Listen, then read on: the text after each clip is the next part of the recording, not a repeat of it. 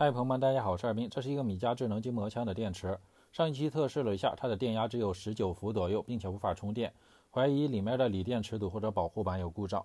我们需要拆解开，看一下它的内部情况。首先需要拆掉它外侧的热脱膜，将热脱膜打开之后，里面就是它的锂电池堵以及保护板的部分。拆开之后，先看一下它的电芯，电芯使用的是天鹏品牌2600毫安时容量的。那这个锂电源，它的电池堵不管是品牌还是容量都是比较可以的。电池堵的上侧用的是一个6串的迷你型充放电保护板，这个保护板如果损坏的话，也可以给它改成长方形的那种。我们可以从这个保护板上的各个中间电压检测点测试一下电芯的电压，看看是否正常。测量的时候可以从 B 减、B1、B1、B2、B2 和 B3、B3、B4、B4 到 B 加进行测量每块电芯的电压值。经过测试，电芯的电压值基本上都在 3.2、3.3 伏左右，是均衡的，没有问题。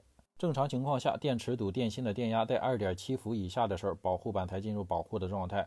而这块电源有所异常，我们先给它的懂正极和懂负极，也就是 B 加和 B 减两个焊点上加上2根导线，然后用可调电源24伏给它充电。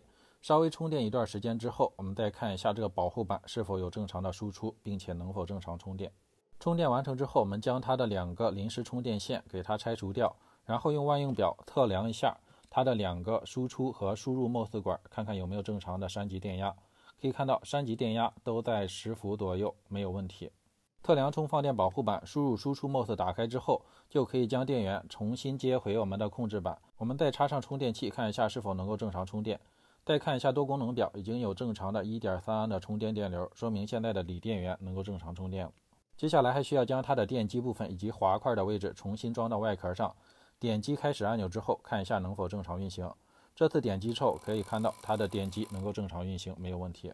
经过上述实验之后，就可以确定这个锂电源也是一个低压保护的故障，但是它保护电压有点高， 3.2 伏就已经处在了低压保护的状态，所以说我们需要给它充电激活一下，否则的话放在控制板上无法正常充电。确定锂电源没有问题之后，就可以用热脱膜重新将它塑封起来，并且在外侧加上泡沫棉，给它增加防震的能力。接着将筋膜枪按照拆解的顺序重新将它组装起来。它的滑块位置在组装之前最好也做一下清理，并且涂上新的润滑脂，避免长期运行一个缺油的现象，会造成它的滑块损坏。将筋膜枪重新装好之后，再测试一下功能。点击开始按钮之后，可以看到能够正常运行，高低档也能够正常的调整。